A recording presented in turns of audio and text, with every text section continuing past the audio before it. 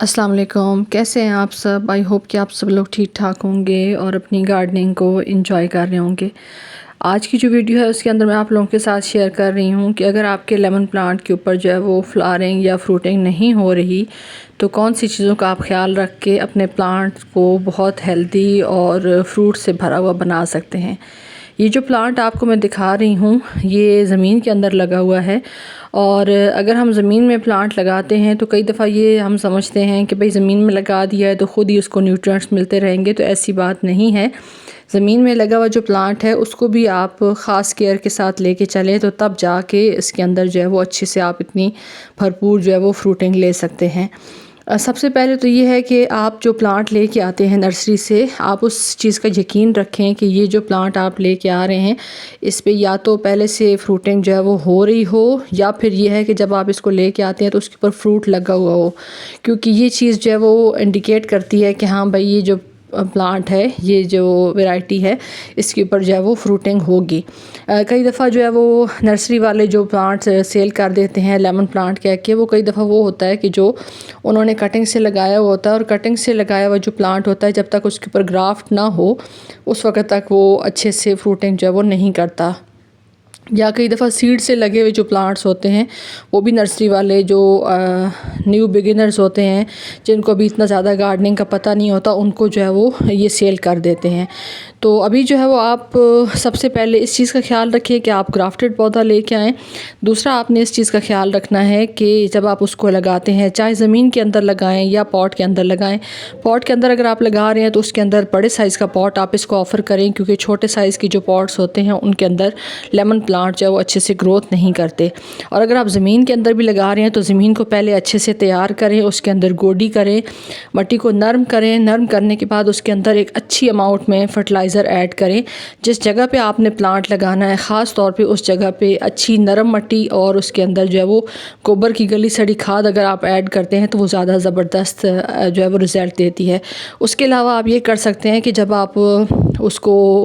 उसके अंदर fertiliser add कर रहे हो तो साथ आप उसके अंदर जो है वो वुड ऐश या गोबर की जो राख होती है वो भी ऐड कर सकते हैं। वो एक तो ये कि बेस्ट फंजीसाइड होता है,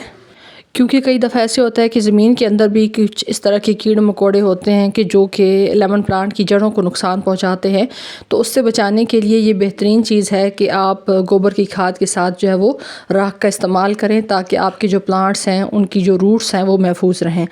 उसके बाद आपने ये करना है कि जब आप प्लांट को लगा दें तो आपने कुछ टाइम के बाद उसके अंदर जो है वो फर्टिलाइज़र ऐड करना है। ख़ास तौर पे अगर आप पॉट के अंदर लगा रहे हैं उसको तो लिक्विड फर्टिलाइज़र कोई सा भी जो आप अपने गार्डन में अपने प्लांट्स को देते हैं वो आप दे सकते हैं। यहाँ पे जो प्लांट लगा हुआ है इसको सालाना जो है वो खाद दी जाती है और जितने साइज़ का ये प्लांट है तकरीबन इसके अंदर जो है वो एक जो पेंट की बकेट होती है वो भर के एक साल में एक दफ़ा जो है वो इतनी जो है वो इसके अंदर खाद दी जाती है। क्योंकि ये ज़मीन है तो ज़मीन के अंदर ज़ाहिर है रूट्स जो हैं वो दूर तक जो है वो ग्रोथ करती हैं, उसके अंदर लिमिटेड स्पेस नहीं होती, तो इसलिए यहाँ पे जो है वो आपको थोड़ा सा खाद का ज़्यादा इस्तेमाल करना पड़ता है ताकि जो न्यूट्रिएंट्स चाहिए प्लांट को वो अच्छे से मिल सके। उसके अलावा इसकी जो तना होता है उसके साथ आप जो है वो चूने का इस्तेमाल भी कर सकते हैं कि चूना आप उसको पानी के अंदर घोल के इसके तने के साथ लगा दें। दीमक ख़ास तौर पे जब जिन एरियाज़ में दीमक बहुत ज़्यादा होती है वहाँ पे अगर आप इस चीज़ का अप्लाई करेंगे तो आपको अच्छा रिज़ल्ट मिलेगा और दीमक का ख़ात्मा भी होगा। और साथ साथ इसके ऊपर जो है वो आप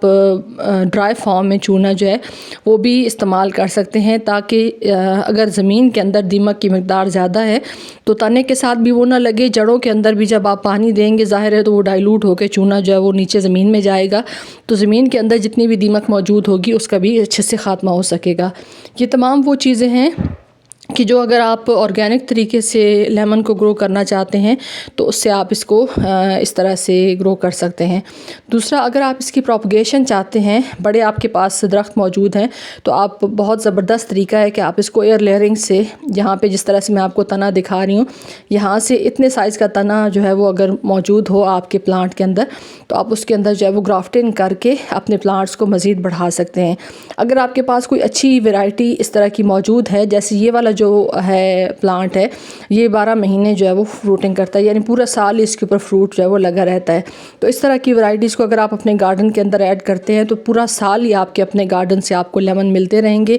यही चीज़ जो मैं आपको कह रही हूँ, अगर आप पॉट्स के अंदर लगाते हैं तो उसके अंदर भी सिर्फ ये है कि फर्टिलाइज़र की मिकदार थोड़ी कम कर दें। आप वीकली या 15 दिन के बाद डाइल्यूट करके फर्टिलाइज़र जो है वो अपने गमले के अंदर, पॉट के अंदर दे सकते हैं। तो आपको इतना ही ज़बरदस्त रिज़ल्ट मिलेगा जितना कि यहाँ पे आप देख रहे हैं। सिर्फ वही बात है कि जितना गुड़ डालेंगे उतना ही मीठा होगा। तो अपने प्लांट्स की अच्छे से अगर आप केयर करेंगे तो ये पॉसिबल ही नहीं है कि आपका प्लांट जो है वो आपको अच्छी फ्रूटिंग जो है वो आपके गार्डन से ना दे। वीडियो अगर आपको अच्छी लगे तो वीडियो को लाइक कर दें।